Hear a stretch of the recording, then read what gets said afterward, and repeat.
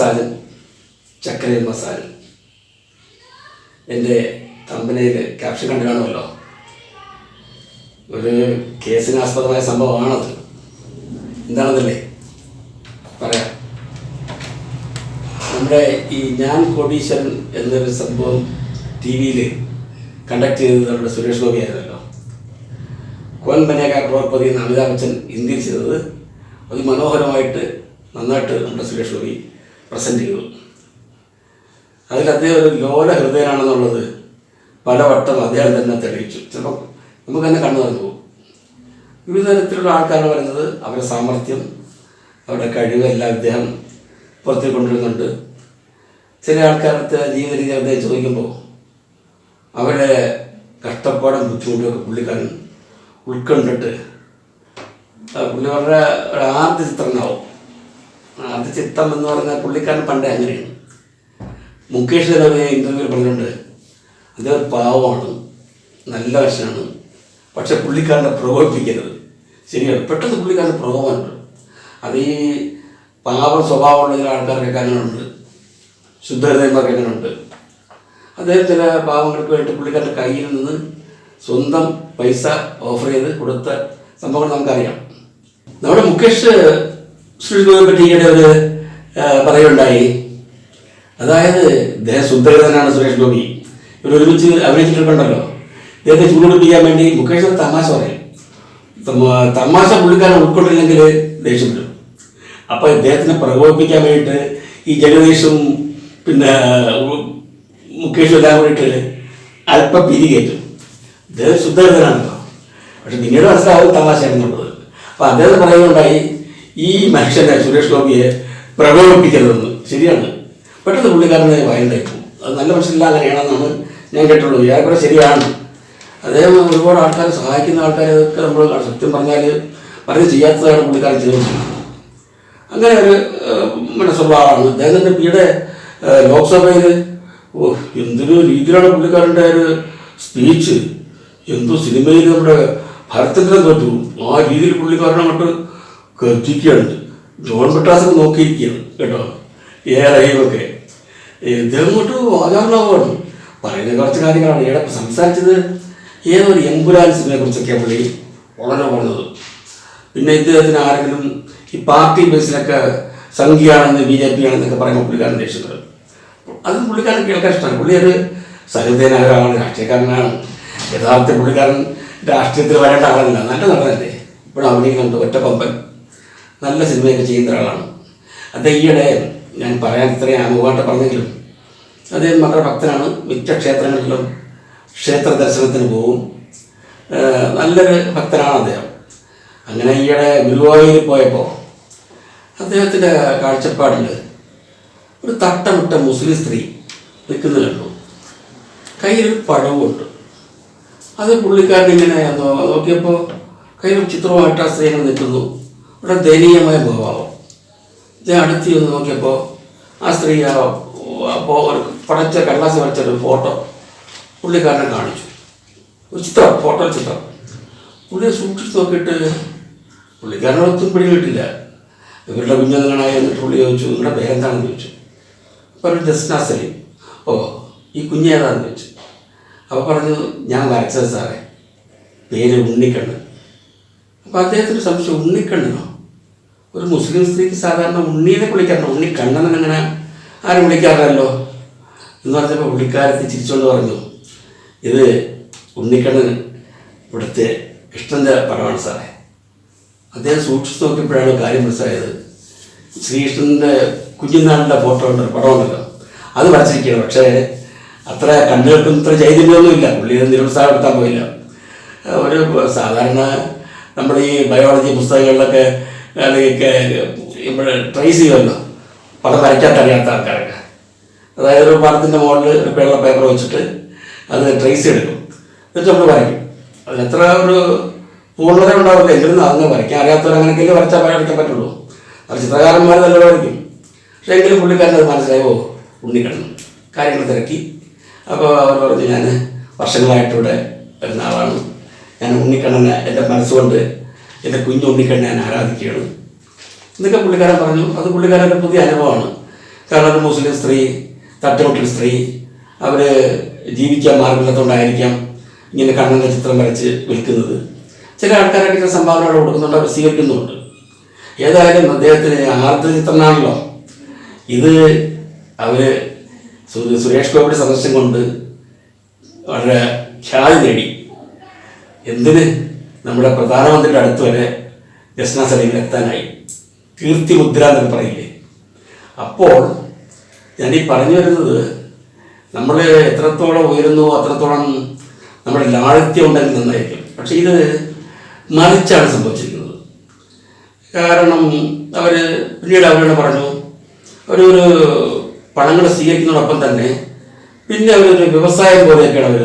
പിന്നെ ഞാനത് യൂട്യൂബിൽ സെർച്ച് ചെയ്തു. അപ്പോൾ കാണുന്നത് അവർ പറയുന്നത്, ഞാനിത് അക്രിലിക് പേപ്പറിൽ ഓയിൽ പെയിൻറ് വരയ്ക്കുന്ന ചിത്രങ്ങളാണ്. പിന്നെ ഇത് ഞാൻ പാഴ്സലായിട്ടൊക്കെ അയക്കുമ്പോഴത്തേക്ക്, കൊറിയറിലൊക്കെ അയക്കുമ്പോൾ 2500 രൂപ ചിലവ് വരും. നിങ്ങൾ എനിക്ക് ഈ ചിത്രം ആവശ്യമുള്ളവർ ഇന്ന നമ്പറിൽ എന്നെ വിളിച്ചാൽ മതി, ഞാൻ കൊറിയറിൽ അയച്ചു തരാം, 5000 രൂപ അയച്ചു തരണം. അതൊക്കെ ഇതൊന്ന് പ്രത്യേക ബിസിനസ്സായി മാറി. അങ്ങനെ ഇരിക്കുമ്പോൾ പിന്നീട് ഇത് ചില ആൾക്കാരുമായിട്ട് സംസാരിക്കുമ്പോൾ ഇവർ പരുഷമായിട്ട് സംസാരിക്കുന്നു. അപ്പോൾ അത് എന്താണ് ഇതിനെക്കുറിച്ച് അറിയാൻ വേണ്ടിയിട്ട് ഞാനെന്ന് വെച്ചാൽ ഞാനൊരു യൂട്യൂബറായിട്ട് ഉള്ളതുകൊണ്ട് ഞാൻ മിക്കവാറും ഒരു സ്വാമിയുടെ യൂട്യൂബൊക്കെ ഞാൻ നോക്കും. നല്ല രസമാണ് പുള്ളി പറയുന്നത്. അതുപോലെ മിക്ക യൂട്യൂബിൽ എല്ലാം നോക്കാൻ പറ്റില്ല. അപ്പോൾ ഇതൊരു വിവാദമായിട്ട് പോകുന്നതുകൊണ്ടും സുരേഷ് ഗോപി ബന്ധപ്പെട്ടതായതുകൊണ്ട് ഞാനത് ശ്രദ്ധിക്കാൻ തുടങ്ങി. അങ്ങനെ ഈ സ്ത്രീയെക്കുറിച്ച് ഞാനിങ്ങനെ വായിച്ച് കണ്ടതാണ്. പിന്നെ ഇവർ വളരെ ആക്രോശിക്കുന്ന ഒരു സംഭവമുണ്ട്. അത് ഒരു യുവതി എന്ന് പറയുന്നത് നമുക്ക് കാണാം. എടാ, നിനക്ക് ചോദ്യത്തിന് ഉത്തരം തരാൻ ഞാൻ ആര്? നിന്റെ തള്ളയോ? എന്റെ വാപ്പയ്ക്ക് വിളിക്കാതെ വിളിക്കും. ഞാൻ എന്റെ ഫോണിലേക്ക് വിളിക്കും. തെറ്റിദ്ധരിപ്പിച്ചത് എന്റെ മതത്തിനാണ് നിങ്ങൾ ഈ മതം പറയുമ്പോ ഞാൻ ആദ്യം മതം തലക്ക് പിടിച്ച മൊയന്റെ മതം തലക്ക് പോകുന്ന കുറെ കാര്യങ്ങൾ. ഏതായാലും ഇപ്പോ സിമ്പതി അല്ല, മറിച്ച് ഈയിടെ ഒരു യൂട്യൂബർ വിളിച്ചു ചോദിച്ചു, നിങ്ങൾ വളരെ പരുഷമായിട്ട് തലയിൽ തട്ടുമെല്ലാം മാറ്റി, ഞാനിങ്ങനെ പൊട്ട് വയ്ക്കും, ഞാനിങ്ങനെ തട്ടം മാറ്റും, ഞാനാടാ ചോദിക്കാൻ എന്നെല്ലാം പറഞ്ഞിട്ട് ഒരു പരുഷമായിട്ടൊക്കെ യൂട്യൂബ് ഇട്ടിട്ടുണ്ട്. അത് ചോദിച്ചപ്പോഴത്തേക്ക് എൻ്റെ സൗകര്യമാടാ, ഞാൻ ഇങ്ങനെ ചെയ്യൂടാ. അപ്പോൾ അയാൾ ചോദിച്ചു, അങ്ങനെയാണെങ്കിൽ പിന്നെ നിങ്ങൾ ഈ മുസ്ലിം മതത്തിൽ നിന്ന് മാറിയിട്ട് ഹിന്ദു മതം സ്വീകരിച്ചാൽ പോരെ, അത് എൻ്റെ സൗകര്യം, നീ ആരാണ് ചോദിക്കാൻ, എടാ പോടാന്നൊക്കെ. അയാൾ മറ്റേ എടി പൊടി ഒന്നും അയാൾ വിളിച്ചൊന്നുമില്ല. അയാൾ മഞ്ഞമാട്ടിൽ അയാൾ കാര്യമായിട്ട് ചോദിച്ചു. അയാളോട് അയാൾ മുസ്ലിമാണ്, അതുകൊണ്ട് അയാളുടെ മതത്തിനെ പറ്റി മോശമായിട്ട് പറയുമ്പോൾ അദ്ദേഹം ചോദിക്കുക വരുന്നതല്ല. പണ്ട് ഇവിടെ മതപഠനം മദ്രസ എന്ന് പറയുമല്ലോ, മദ്രസ പഠനകാലത്ത് പഠിപ്പിച്ചത്രേ, അതായത് അന്യമതസ്ഥർ നരകത്തിലെ വിറക് കൊള്ളികളാണെന്ന്. ഏത് മദ്രസയിലാണ് പഠിപ്പിക്കുക? അതാണ് അയാൾ ചോദിച്ചത്. നിങ്ങൾ ഏത് മദ്രസയിൽ പഠിച്ചു, ഏത് ഉസ്താദാണ് നിങ്ങളെ പഠിപ്പിച്ചത്? അങ്ങനെ ഉസ്താദിനെ കാണണമല്ലോ. ഒരിക്കലും ഒരു ഉസ്താദും ഒരു പുരോഹിതനും ഞാൻ പഠിപ്പിക്കില്ല. അവർ സ്വന്തമായിട്ട് പറയുകയാണ്. എനിക്കതല്ല പറയാനുള്ളത്. ഒരു സ്വന്തം ഒരു ഇസ്ലാം മതത്തിൽ ജനിച്ച സ്ത്രീ അവർ കൃഷ്ണഭക്തയോ ശിവഭക്തയോ വിഷ്ണുഭക്തയോ ആയിക്കോട്ടെ. പക്ഷെ ഒന്നുണ്ട്, ഇസ്ലാമിന് ഏകദൈവമേ ഉള്ളൂ, ഒറ്റ ഈശ്വരനേ ഉള്ളൂ. അത് എല്ലാവർക്കും അറിയാവുന്ന കാര്യമാണ്. എങ്കിലും ഇവർക്ക് ഇഷ്ടം അവർ ഗുരുവായ കൃഷ്ണൻ്റെ ഭക്തയാണെങ്കിൽ അങ്ങനെ ആയിക്കോട്ടെ, ആരും തടസ്സപ്പെടുത്തുന്നില്ല. അവർ തട്ടുമുട്ടും കൊണ്ട് ഭിക്ഷയായിരിക്കുകയോ പടം വരച്ച് കാശുമായിക്കോട്ട് ചെയ്യട്ടെ, ആർക്കും ഒരു എതിർപ്പുമില്ല. പക്ഷെ വേണ്ടാത്ത കാര്യങ്ങൾ ചെയ്യുമ്പോഴാണ് ഇങ്ങനെ ചോദ്യം. എന്നിട്ട് വിളിച്ച് കാണിച്ചതായി കഴിഞ്ഞ വിഷുക്കണിക്ക് റോഡ് സൈഡിൽ കൃഷ്ണൻ്റെ വിഗ്രഹത്തിൽ പോയി മാല ചാർത്തുക, എന്നിട്ട് കൃഷ്ണൻ ഉമ്മ കൊടുക്കുക. ഇതൊക്കെ എന്തൊരു മോശമായ പരിപാടിയാണ്. മറ്റ് മതസ്ഥർക്ക്, അതായത് ഹിന്ദു മത വിശ്വാസികൾക്ക് തന്നെ ഇതൊരു അരോചകമായിട്ട് തോന്നുന്നില്ലേ? അതെന്താ ഈ മനസ്സിലാകാത്തത്? മാത്രമല്ല, റോഡിൽ തുള്ളിക്കളിക്കുക, ഡാൻസ് വെച്ചിട്ടുണ്ട്. ഞാനതൊന്നും പോസ്റ്റ് ചെയ്തില്ല, കാരണം നിങ്ങളുടെ അടുത്ത് കണ്ടാൽ മതി, എനിക്ക് കാണിക്കേണ്ട ആവശ്യമില്ലെങ്കിലും അത് നന്നല്ല എന്ന് പറയുകയാണ്. അതായത് ഈ പണ്ട് നമ്മുടെ വയലാറിലെ അദ്ദേഹം ഒരു നിരീശ്വരവാദിയാണ്. അദ്ദേഹത്തിൻ്റെ അമ്മയ്ക്ക് വേണ്ടിയിട്ട് അദ്ദേഹം നല്ലൊരു ഗാനം എഴുതിയിട്ടുണ്ടായിരുന്നു കേട്ടോ. ഗുരുവായൂർ അമ്പലനടയിൽ ഞാൻ പോകും, ഗോപുര വാതിൽ തുറക്കും, ഗോപകുമാരനെ കാണും. ഇത് മനോഹരമായ വരികൾ അദ്ദേഹം എഴുതിയിട്ടുണ്ട്. അത് പാടിയതാണ് യേശുദാസ്, അത് അഭിനയിച്ചതാണ് പ്രേംനസീർ. അതായത് സവർണനായ വയലാർ എഴുതി, നല്ലൊരു ഹിന്ദുവായ ദേവരാജൻ മ്യൂസിക് ചെയ്തു, നല്ലൊരു ക്രിസ്ത്യാനിയായ യേശുദാസ് പാടി നല്ലൊരു മുസൽമാനായ പേനസർ അഭിനയിച്ചു. നോക്കിക്കോളണം. അമ്മയ്ക്ക് വേണ്ടി എഴുതുകയാണെങ്കിൽ പിൽക്കാലത്ത് അത് യേശുദാസിനാണ് അത് ഗുണം ഉണ്ടാവാൻ പോകുന്നത്. കാരണം അദ്ദേഹം തികഞ്ഞ കൃഷ്ണഭക്തനാണ്. അദ്ദേഹത്തിന് ഇതുവരെ അമ്പലത്തിൽ അകത്ത് കയറാൻ സാധിച്ചില്ല എന്നാണ് എൻ്റെ ഒരു അറിവ്. എന്തായാലും അദ്ദേഹം തികഞ്ഞ കൃഷ്ണഭക്തനാണ്. മൂകാംബികയെ പോകാറുണ്ടായാലും അദ്ദേഹം നല്ലൊരു എല്ലാ ദൈവങ്ങളെയും വിശ്വസിക്കുന്ന ഒരു ഭക്തനാണ്. അപ്പോൾ അങ്ങനെയുള്ള യേശുദാസ് പോലും ദൂരെ മാറി നിന്ന് ഭയഭക്തിയോടുകൂടി കാണുന്ന ഭഗവാനാണ് ശ്രീകൃഷ്ണ ഭഗവാൻ. ഇവർ പിന്നീട് അത് ബിസിനസ്സാക്കി മാറ്റിയതും മാത്രമല്ല, സ്വന്തം ഇസ്ലാം മതം ജനിച്ച ഒരു വനിത ഇപ്പോൾ ഒരു സഹോദരനെ ദത്തെടുത്തിരിക്കുന്നു, അരുൺ. അയാൾ വന്നിട്ട് ഇവർക്ക് രാഖിയെ കെട്ടിക്കൊടുത്തിരിക്കുന്നു. ഒരു സഹോദരനാണ്. പിന്നെ കൂടെ വേറെ സ്ത്രീ കാണിച്ചു. അവർ മുസ്ലിം നിന്ന് പുറത്താക്കപ്പെട്ട, അതോ അവർ സ്വയം പറയുന്നത് എന്നാരും പുറത്താക്കിയില്ല, ഞാൻ മനഃപൂർവ്വം പുറത്ത് വന്നതാണ്. മുഹമ്മദ് നബിയെ കുറിച്ചൊക്കെ വളരെ മോശമായിട്ട് പറയുന്ന സ്ത്രീയാണ്. അവർ ജാമിദ ടീച്ചറാണ് എന്ന് ഞാൻ കണ്ടിട്ടുണ്ട്. പിന്നെ അവർ കാരണം അവർ തികച്ചും കുറച്ച് പഠിച്ച സ്ത്രീയാണ്, കാര്യങ്ങളൊക്കെ അറിയെങ്കിലും അവരും ചെയ്യുന്നത് അത്ര നന്നല്ല. കാരണം അവർ ജനിച്ച സമുദായത്തിൽ പ്രവാചകരായ മുഹമ്മദ് നബി എല്ലാവരും അദ്ദേഹത്തിനെ ഫോളോ ചെയ്യുമ്പോൾ ഇങ്ങനെ ചെറുത് ജനിച്ച മതത്തിൽ തന്നെ മോശം പറയുന്നത് അത്ര നന്നല്ല എന്ന് എനിക്ക് പറയാനുള്ളൂ. പിന്നെ അവരുടെ ഇഷ്ടം, അവർക്ക് തോന്നുന്നു അത് നല്ലതല്ല. പിന്നെ ഈ ജസ്ന സലീമിനോട് പറഞ്ഞ പോലെ നിങ്ങൾ മതത്തിൽ നിന്ന് പുറത്തു പോകണമെങ്കിൽ നിങ്ങൾ വേറെ പേരോട് സ്വീകരിച്ചിട്ട് ഹിന്ദു മതം സ്വീകരിച്ചോളൂ. പക്ഷെ ഒരു കാര്യം, ഇസ്ലാം മതം ആരെയും മതം മാറ്റി ഇങ്ങോട്ട് ക്ഷണിക്കാറില്ല. എൻ്റെ അറിയില്ല. കാരണം എന്തിനാണ്? ഭക്തി ഉണ്ടെങ്കിൽ അതനുസരിച്ച രീതിയിൽ ആ മാർഗത്തിലൂടെ പോകണം. ഇസ്ലാമിൽ പറഞ്ഞിട്ടുള്ളത് എന്താണ്? ദാനം, ധർമ്മം, ദയ, വരുമാനത്തിൽ ഇത്ര ശതമാനം സക്കാത്ത്, അങ്ങനെ കൊടുത്ത് നേർന്നോടെ ജീവിക്കണം എന്നൊക്കെയാണ് ഈ മദ്രസയിൽ പഠിപ്പിക്കുന്നത്. അല്ലാതെ മതത്തിന് പുറത്തുള്ളവർ നരകത്തിൽ വിറക് കൊള്ളിയാളെന്നൊന്നും ഈ മദ്രസ അധ്യാപകന്മാർ പഠിപ്പിക്കില്ല, അത് ഉറപ്പാണ്.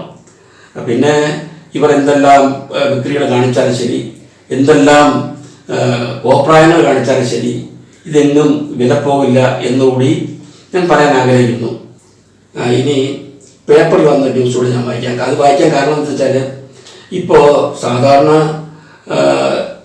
ഹിന്ദുക്കൾക്ക്, അതായത് ഭക്തർക്ക്, കൃഷ്ണഭക്തർക്ക് മുമ്പ് ഗുരുവായൂർ അമ്പലത്തിൽ ആ നടപടികളൊക്കെ നടന്ന് നല്ല രീതിയിലുള്ള പെയിൻറ്റിങ്സിൻ്റെ മുമ്പിൽ നിന്ന് ഫോട്ടോ എടുക്കായിരുന്നു, വീഡിയോ എടുക്കായിരുന്നു, അങ്ങനെയുള്ള സൗകര്യങ്ങളൊക്കെ മുമ്പുണ്ടായിരുന്നു. സന്തോഷമായിട്ട് അവർ കൊണ്ടുപോയിട്ട് ഗുരുവായൂർ പോയ കാര്യങ്ങളും ഇതെല്ലാം കാണിക്കുമായിരുന്നു. മ്യൂറൽ പെയിൻറ്റിങ്ങൊക്കെ ഉണ്ടല്ലോ, അതിന് മുമ്പിലൊക്കെ നിന്ന് ഫോട്ടോ എടുക്കാമായിരുന്നു. ഇപ്പം ഇവർ അതിൻ്റെ മുമ്പിലൊക്കെ നിന്ന് ഈ പ്രശ്നങ്ങൾ കാണിച്ചുകൊണ്ട് അവിടെ കോടതി ഉത്തരവ് വന്നിരിക്കുകയാണ്. അവിടെ ആർക്കും വീഡിയോ എടുക്കാൻ പാടില്ല, ചിത്രം പകർത്താൻ പാടില്ല. നോക്കിക്കോളണേ, ഈ ഒരു ജസ്ന സലീം വരുത്തി വെച്ചത് ഇത് കാരണം കൊണ്ട് അവിടുത്തെ ശരിക്കുമുള്ള ഹിന്ദുമത വിശ്വാസികൾക്ക്, ഹിന്ദു മതസ്ഥർക്ക് അവിടെ നിന്ന് ഫോട്ടോ എടുക്കാൻ പറ്റുന്നില്ല. ഹൈക്കോടതി ഉത്തരവാണ്. ഹൈക്കോടതി ലംഘിച്ചുകൊണ്ട് നമുക്കൊന്നും ചെയ്യാൻ പറ്റില്ലല്ലോ. കോടതി ഉത്തരവ് തീർച്ചയായിട്ടും ആരായാലും പിന്നെ ഏത് ജാതി മതസ്ഥരായാലും പാലിച്ചേ പറ്റൂ. അല്ലെങ്കിൽ ഇനിയൊരു വിധി ഉണ്ടാകുന്നത് വരെ നമ്മുടെ യഥാർത്ഥ ഭക്തർ സഹിക്കണം. അത് ഈ ഒരു സ്ത്രീ വരുത്തി വെച്ച വിധിയാണ്.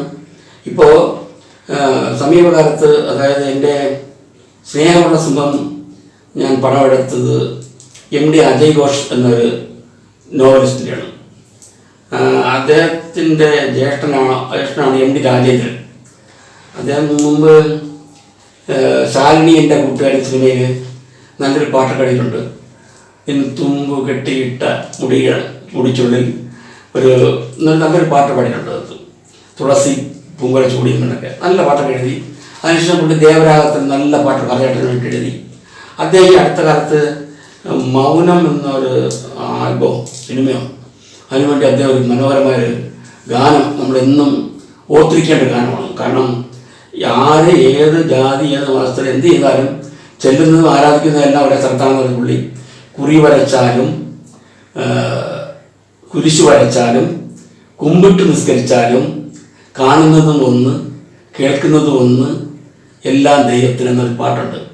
എനിക്ക് പാടാൻ അറിയില്ല, വരികൾ എനിക്ക് ഹൃദയസ്ഥല്ല, എനിക്ക് പെട്ടെന്ന് ഓർത്തു പോയതാണ്.